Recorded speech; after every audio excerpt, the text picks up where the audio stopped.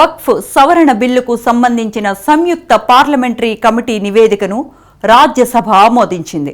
కాగా తమ అసమ్మతి నోట్ను నివేదిక నుంచి తొలగించారని ప్రతిపక్ష సభ్యులు మండిపడ్డారు.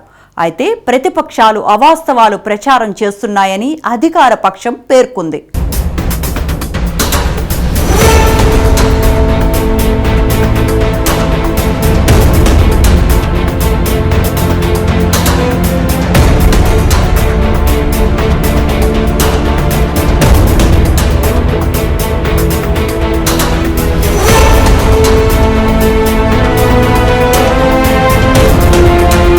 ప్రతిపక్షాల నిరసనల మధ్య వక్ఫ్ సవరణ బిల్లు 2024పై అధ్యయనం చేసిన సంయుక్త పార్లమెంటరీ కమిటీ జేపీసీ నివేదికను రాజ్యసభ ఆమోదించింది. ఈ నివేదికను జేపీసీ చైర్మన్ గా వ్యవహరించిన జగదాంబికా పాల్తో పాటు బీజేపీ పార్లమెంట్ సభ్యుడు సంజయ్ తదితరులు సభలో ప్రవేశపెట్టారు. సదరు ముసాయిదా బిల్లుపై జేపీసీ నివేదికను హిందీ, ఇంగ్లీష్ భాషల్లో తీసుకువచ్చారు.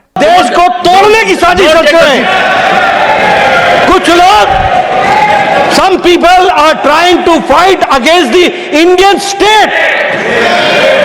भारत देश के खिलाफ लड़ रहे, इसलिए यह विपक्ष की आज का वॉकआउट होना यह ऑन रिकॉर्ड आना चाहिए कि यह देशद्रोही गतिविधियों को प्रोत्साहन देने का एक माध्यम है और उसका एक्सप्रेशन है. और కాగా జేపీసీ నివేదికపై ప్రతిపక్షాలకు చెందిన ఎంపీలు తీవ్ర నిరసన వ్యక్తం చేశారు. బిల్లుకు సంబంధించిన తమ అసమ్మతి నోట్ను జేపీసీ నివేదిక నుంచి తొలగించినట్లు ప్రతిపక్ష సభ్యులు ఆరోపించారు. దేశంలో మత స్వేచ్ఛను నరేంద్ర మోడీ నాయకత్వంలోని కేంద్ర ప్రభుత్వం కాలరాస్తోందని విపక్ష సభ్యులు మండిపడ్డారు. ప్రతిపక్షాల అసమ్మతి నోట్ను ప్రభుత్వం తొలగించిందని కాంగ్రెస్కు చెందిన సీనియర్ సభ్యుడు మల్లికార్జున ఖర్గే తీవ్ర ఆరోపణలు చేశారు. कितने गवर्नर बिल्स रिफ्यूज करके वापस भेजे हर स्टेट में सर गवर्नर छोटे छोटे रीजन जो संबंधित नहीं है तमिलनाडु का गवर्नर भेजता है और कर्नाटक भेजते हैं हर जगह. इसीलिए मैं बोलता हूं आप वो डिसेंट नोट्स को डलवाइए, फिर से उसको रिपोर्ट में डालिए, तब तक ये वापस भेजिए. ఇది ప్రజాస్వామ్య వ్యవస్థను దెబ్బతీయడమేనని ఆయన వ్యాఖ్యానించారు. జేపీసీ నివేదికను తిరిగి వెనక్కి పంపించాలని ఖర్గే డిమాండ్ చేశారు. ఏకాభిప్రాయం సాధించాకే బిల్లు ఆమోదించాలని ఖర్గే కోరారు. మొత్తంగా వక్ఫ్ సవరణ బిల్లు రాజ్యాంగ విరుద్దమన్నారు ఆయన. నకిలీ నివేదికను అంగీకరించే ప్రసక్తే లేదన్నారు మల్లికార్జున ఖర్గే. కాగా ప్రతిపక్షాల ఆరోపణలను పార్లమెంటరీ వ్యవహారాల మంత్రి కిరణ్ రిజిజు తోసిపుచ్చారు. విపక్షాల అసమ్మతి నోట్ను తొలగించలేదని ఆయన పేర్కొన్నారు. ప్రతిపక్షాలు సభను పక్కదారి పట్టిస్తున్నాయని పార్లమెంటరీ వ్యవహారాల మంత్రి కిరణ్ రిజిజు ఎదురుదాడి చేశారు. జేపీసీ 100% నిబంధనలకు అనుగుణంగానే పనిచేస్తుందని ఆయన కితాబిచ్చారు. Conducted the entire proceedings. There's no violation of any rules.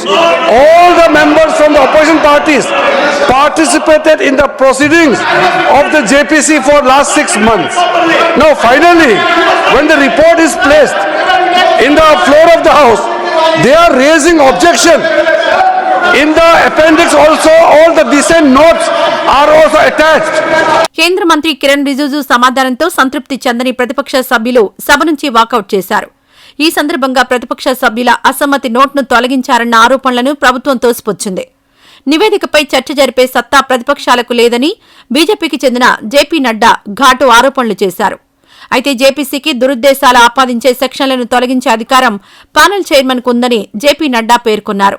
In spite of your repeated request that the House should come to order so that at least राष्ट्रपति जी महामहिम राष्ट्रपति द्रौपदी मुर्मू जी की मैसेज संदेश वह इस हाउस को सही वातावरण में यहाँ पर आप उसको रख सकें, लेकिन विपक्ष ने जिस तरीके की भूमिका अदा की है वो बहुत ही गैर जिम्मेदाराना है, इररिस्पॉन्सिबल है और इसकी जितनी भी निंदा की जाए वो कम है.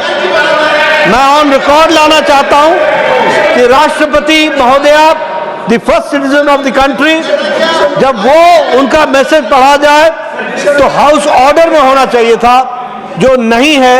यह बहुत ही दुर्भाग्यपूर्ण है और इसकी हाउस निंदा करती है, यह मैं जरूर कहना चाहूंगा। అంతకుముందు తృణమూల్ కాంగ్రెస్ కు చెందిన 3 సభ్యులు, డీఎంకేకు చెందిన 1 సభ్యుడు చైర్మన్ వెల్లోనికి దూసుకువెళ్లారు. అయితే వెల్లోనికి ప్రవేశించిన విపక్ష సభ్యులను జగదీప్ ధన్కడ్ మందలించారు. మరోసారి ఇలా ప్రవర్తిస్తే తీవ్ర చర్యలుంటాయని జగదీప్ ధన్కడ్ హెచ్చరించారు.